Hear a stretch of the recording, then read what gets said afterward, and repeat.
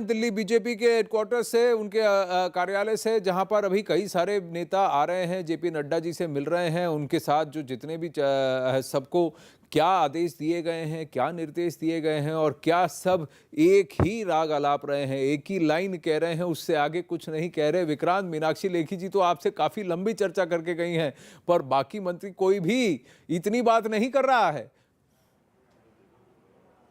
देखिए, उसमें थोड़ा सा, क्योंकि मीनाक्षी लेखी जब जिन दिनों वकालत भी करती थी तो उस समय मैं सौभाग्य से कोर्ट रिपोर्टर हुआ करता था, शुरुआत ही की थी, तो काफी लंबे समय कोर्ट रिपोर्टिंग की, एक दोस्ती का वो माहौल भी हो जाता। लेकिन इसमें सबसे बड़ी बात यह है कि ज्यादातर मंत्रियों का ये कहना है कि अभी चूंकि उन्हें अपने मंत्रालय का पदभार संभालना है, एक बार कामकाज संभाल लें और उसके बाद ही उसके बारे में वो बात कर सकेंगे। आनंद, एक और चीज भी है कि प्रधानमंत्री का एक संदेश साफ रहता है कि जब आप मीडिया से बात करें तो आप क्लियर होने चाहिए और बिना काम की बातें नहीं होनी चाहिए, क्योंकि कई बार ये देखा गया कि बयानों के कारण दिक्कत भी हुई। तो उससे भी अब जो नए मंत्री हैं, ज्यादातर मंत्री टेक्नोक्रेट हैं, पढ़े लिखे हैं, वो उन सब चीजों से बचने की भी कोशिश करते हैं और उनका यही कहना है कि एक बार हम अपने मंत्रालय को पूरी तरीके से समझ लें, वहां के कामकाज को समझ लें, वहां की चुनौतियों को समझ लें, उसके बाद हम बात करेंगे। ज्यादातर मंत्रियों ने, हालांकि ये एक ठीक बात है, अच्छी बात है कि आज ही पदभार अपना संभाल लिया है।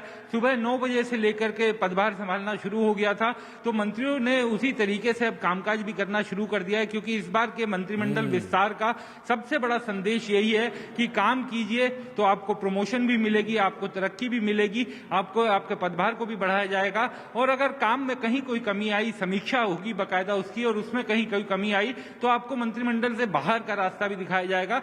एकदम कड़ा संदेश इस बार है। तो मंत्रियों के सामने इस बार बहुत चुनौती है, क्योंकि अब उनको, ज्यादातर मंत्री जो हैं वो युवा भी हैं, कम उम्र के, पहली बार के सांसदों को जगह मिल गई है, तो निश्चित तौर पर एक बड़ा साहस भरा निर्णय लिया है कि इतने अनुभवी मंत्रियों को पदमुक्त करके नए लोगों को शामिल करना। और आनंद, बस आखिरी बात और बोल रहा हूं कि अरुणाचल, इस तरीके से नॉर्थ ईस्ट से हमने देखा, त्रिपुरा से मंत्री है, अरुणाचल से मंत्री है, तमिलनाडु के जो प्रदेश अध्यक्ष एल मुरुगन, उनको मंत्री बनाया गया है। तो बीजेपी ने भविष्य को देखते हुए पीएम ने इस मंत्रिमंडल का गठन किया है।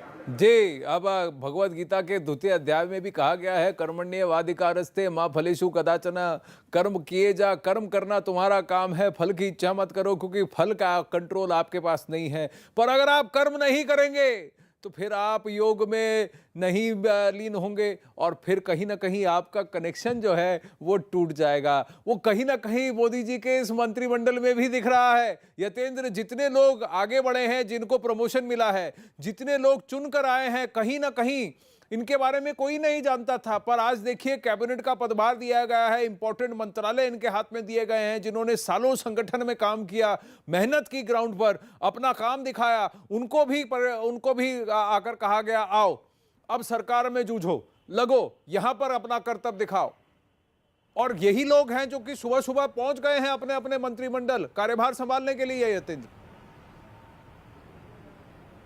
देखिए, बिल्कुल आनंद, अभी आपने खुद ही कहा कि साफ तौर पर गीता में लिखा है कि कर्म किए जा, फल की चिंता मत कर। जिन लोगों ने कर्म किए, जिन लोगों ने काम किया अपने मंत्रालय में, उनको प्रमोशन मिलना लाजमी था। और मोदी सरकार की एक खासियत है कि वो, जिसके बारे में कहा भी जाता है कि हर मंत्री का फीडबैक उसके मंत्रालय का फीडबैक वो रखती है, और शायद यही कारण है कि जिन जिन लोगों ने काम किया, चाहे संगठन में पहले काम किया हो बाहर, लेकिन मंत्रालय में अच्छे काम का फायदा उन्हें मिला, उनको प्रमोशन किया गया। और ऐसे लोग भी जो संगठन से जुड़े रहे या पार्टी से जुड़े रहे, उनको भी ढूंढ कर इसमें जगह दी गई है। पूरे मोदी मंत्रिमंडल विस्तार की देखें तो वो जात की बात करें, क्षेत्र की बात करें, राज्य की बात करें, हर राज्य का, हर क्षेत्र का प्रतिनिधित्व, हर जाति का प्रतिनिधित्व यहां देने की बात की है। और आज जो मैसेज दिया गया है पार्टी कार्यालय का, आप देख सकते हैं पंडित दीनदयाल उपाध्याय जी की मूर्ति है और श्यामा प्रसाद मुखर्जी की। उनको साफ तौर पर बोला गया है कि जिन मंत्रियों ने शपथ ली है, पहले वो पार्टी कार्यालय जाएं, यानी कि जो दिशा पार्टी की मिलती है, जिन लोगों ने दिशा दी है और आज जो दशा है जिनके कारण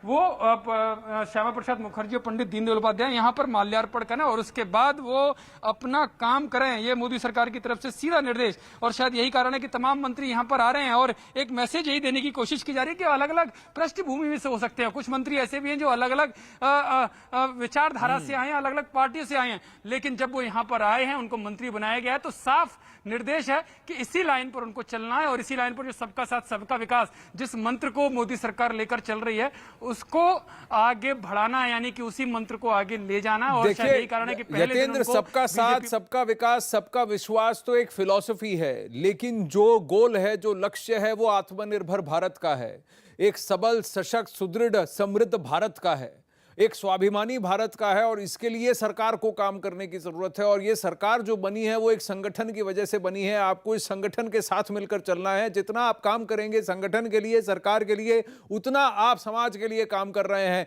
और उतना आप देश के लिए काम कर रहे हैं, डिलीवर कर रहे हैं। तो ये जो आइडियल है, ये बहुत कहने में तो बहुत आसान है और बहुत अच्छा लगता है, गूढ़ तंत्र लगता है, लेकिन सबसे बड़ी बात है इसको करके निभाना बहुत मुश्किल है। और इनके पास समय बहुत कम है। एक एक घंटा इनके लिए अब बहुत कीमती हो जाएगा। 15 अगस्त से पहले इनको अपने अपने मंत्रिमंडल के जो है कार्यभार ही नहीं संभालने हैं, उनको उसकी टॉप पर होना जरूरी है, क्योंकि सबका टेस्ट लिया जाएगा कि आप कितना काम करके दिखा रहे हैं और कितना डिलीवर कर रहे हैं। क्योंकि प्रधानमंत्री अपनी जनता को, अपने जिन्होंने उनको वोट कर प्रधानमंत्री बनाया है, उनको रिपोर्ट कार्ड देने में विश्वास रखते हैं। विक्रांत और यतेंद्र बने रहिए। बीजेपी दफ्तर से यतेंद्र शर्मा और विक्रांत यादव के साथ साथ मैं अब आपको सुनाना, उनकी बातों के साथ साथ आपको बताना चाहता हूं कि मोदी मंत्रिमंडल में शोभा करंदलाजे को भी शामिल किया गया है। ये कर्नाटक के फायर ब्रांड नेता हैं। उन्हें कृषि राज्य मंत्री का जिम्मा सौंपा गया है। पदभार संभालने के बाद उन्होंने किसान आंदोलन पर क्या कहा, ये सुनते हैं। किसान को समाधान करने के लिए, किसान को अच्छे करने के लिए क्या सोचना है वो मैं स्टडी करूंगी। पूरे देश में किसान को अच्छे करने को कोशिश करूंगी। तो किस तरह से, क्या आपको लगता है जो किसान आंदोलन भी देश में चल रहा है, क्या उनका धरना प्रदर्शन खत्म होगा? होना ही चाहिए, क्योंकि किसान को समझाना चाहिए हम किसान का भला के लिए एक कानून लाया है। जी। ये किसान का नाम पे कोई दूसरे व्यक्ति उधर धरना कर रहे हैं तो उसको समझाने का जरूरत तो नहीं है, क्योंकि वो सुनते नहीं है। 7-8 महीने से उधर ही बैठे हैं। इसीलिए पूरे देश में किसान को बताना है, किसान को ये कानून अच्छा लेकिन शोभा जी, जो किसानों का मामला है वो कह रहे हैं कि संसद सत्र जैसे शुरू होगा वो धरना प्रदर्शन शुरू करेंगे। हर संगठन से 5 लोग यहाँ पर धरना प्रदर्शन करेंगे संसद के बाहर। इसीलिए वैसे ये पूरा पॉलिटिकली है, पॉलिटिकली मोटिवेटेड है। पूरा बाहर से भी मोटिवेट हो सकता है। इसीलिए किसान को समझाना हमारा काम है। तो क्या आप उन लोगों को बुलाओगे मीटिंग के लिए? हम पूरे देश में हर स्टेट में जाके ये किसान का भला ही क्या है वो बस बताएंगे। किसान को समझाना हमारा काम है, किसान का भला करना हमारा कर्तव्य